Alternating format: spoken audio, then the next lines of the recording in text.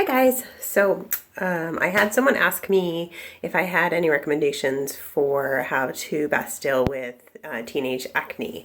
And so I thought instead of just pouring it out in text, I would go ahead and make a video and see if it benefited anybody else. So first off, I gotta say that I am not a professional. I do not really have any sort of formal education in this area, but I have educated myself through the process of just figuring these things out on my own and asking other people who know and doing some research. And so that's what I would recommend for you guys to do as well. Take what I'm going to say and run it through your own filters, do your own research, take a look at what other people say about it. But maybe I can be a resource in terms of being a springboard, a place to start, and maybe this video can be an opportunity for discussion for the future. So if you watch this and you decide that you're going to look some stuff up, go ahead and share that information with the rest of us, because that would be really wonderful. Okay, so teenage acne. You're dealing with a couple of different things that are going to affect that. One thing that affects that, that we don't really have a whole lot of ability to change is genetics. Either you're going to get acne or you're not because it's in your family line, and some people are fortunate and some people are not so fortunate. So that is one component that you need to keep in mind, that affects how your face responds. Second thing that plays a part in that is hormones. So as obviously as you get to be a teenager and you're going through puberty, you're going to be experiencing different levels of hormones. Your body's going to start to release different hormones. And so the release of those hormones is going to affect your skin. And so a couple of things that you can do. We're going to talk about diet and lifestyle and things like that, and that affects hormones as well. A couple of things that we found to be helpful, at least for myself, is Young Living has a product called Progestins Plus, and it is an oil blend, and I find that that's particularly good for hormone balance issues. My understanding is that it's particularly good for teenagers who are beginning to, teenage girls who are beginning to experience some of the symptoms of hormones. And for the guys, I don't have it here, but Young Living also carries a male kind of counterpart to Progestins Plus, and it's called Shutran, and that is a really great one for the guys. So hormones are something that play a part in how your skin responds. The two other components, one is lifestyle, and so that has to do with how we what we eat. And so, unfortunately, when you get to be a teenager, you kind of think, it's a great time to be alive. I can do whatever I want. I can eat pizza and quesadillas and French fries and cheesy, cheeseburgers and stuff like that all the time. If you eat junk, it's going to come out on your skin. And the reality is I see with my teenager, they are just automatically drawn towards wanting those foods that are really not so good for them. Whole food diet, a lot of fruits and vegetables, good healthy meats, and good fats. So don't stay away from things that necessarily have oils and fats in them. Just make sure that they're good fats. So something like that has coconut oil, or avocados are fantastic for that. Broth is a great thing that, not necessarily fats, but it's got, broth is a great thing for our overall immune systems that are going to help our bodies in that way. Okay. Also, sleep. Sleep is something that affects, especially with teenagers.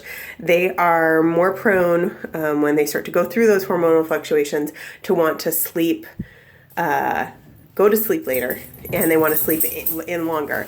If you're fortunate to be able to homeschool and they're able to adjust to that schedule and you're okay with that, great. But the reality is a lot of them are not able to do that. And so there's going to have to be some discipline, in terms of getting them, self-discipline. They're going to have to decide, I need to go to sleep because that's what I need to do, because I need the sleep. As much as they feel like they don't need it, their bodies need it, and it's going to come out in their skin. So sleep is another component, and exercise, getting out and being physical and being active and being outside, getting fresh air. So it's all those components that go into quality of life. Okay, so those are the things that that everybody should probably be doing to help our skin be healthy. The reality is our skin is our biggest organ. If you were to take your skin, it is over 20 square feet on average. An average human being's skin is over 20 square feet. It is the biggest organ in our bodies. And so when there's stuff going on inside that's not quite right, that's going to be probably one of the first things that you're going to see as a symptom that something's not completely right. It's a way to kind of identify that. So don't feel like you're necessarily trying to attack the blemishes as they hit, that's the problem, because the reality is the blemishes are coming out as a result of something else that's going on. And so once we kind of understand those things, there is the cleaning and the treating component that goes into taking care of your skin. And so some of the things I was going to talk about is I wanted to let you know what my skincare regimen is. I'm not a teenager, obviously, but it's what I encourage my teenagers to do. And so that is when I get up in the morning or in the shower, I wash with a homemade face wash. And my face wash is made with, I use a small diluted amount of Dr. Bronner's unscented castile soap. And I use honey, and in my homemade face wash, I use Manuka, which is a type of, it's related to tea tree oil. And so this is I believe it's Australian Manuka oil. So anyway, so this is particularly good for the face, and I like the way it smells. And so I put that in my face wash. It's literally honey, Dr. Bronner's, and the essential oils, and I put it in a little plastic container like this because it needs to be shaken up because it's not consistent. And so I shake it up, and then I put about a quarter size drop in my hand, and I rub it on my face, and I wash it off in the shower. And then when I get out of the shower, I use literally 1 drop of fractionated coconut oil. If you wanted to, you could use the regular coconut oil that's solid at room temperature. And I mix that generally with an oil or a different type. Frankincense is one. I have a roller ball of my frankincense. And that's just generally good for general good skin health. It's supposed to help with aging and things like that. Or lavender is another nice one. And so I'll mix 1 drop of that with 1 drop of coconut oil, and I will rub that on my face as a moisturizer. That's it. That is all I do for skincare. I really don't think a whole lot about it otherwise. For somebody who's struggling with a little bit more of the blemishes and the teenage acne, something you might consider looking up is something called the oil cleansing method, and that uses castor oil, which is a much thicker oil. This is really gooey and sticky. It's kind of honey-like, and when you do the oil cleansing method, you take castor oil and you put it on your face, and then you use a really hot washcloth and you just wash it off. And then you rinse it out and you wash it off again. And you don't use any soap. You just use that. And then you put a good carrier oil like a coconut oil or a jojoba oil or an almond kernel oil or something like that. Just a small amount of that.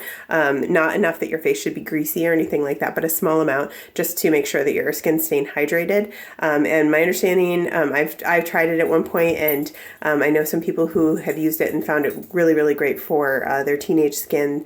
And so that's a great way to keep the skin clean, is the oil cleansing method. I would recommend staying away from some of the most of the store-bought stuff is going to come with chemicals and preservatives and fragrances and dyes and things that you don't necessarily want on your skin. Again, your skin is your biggest organ, and so it's going to absorb everything you put on it, and that goes right into your body.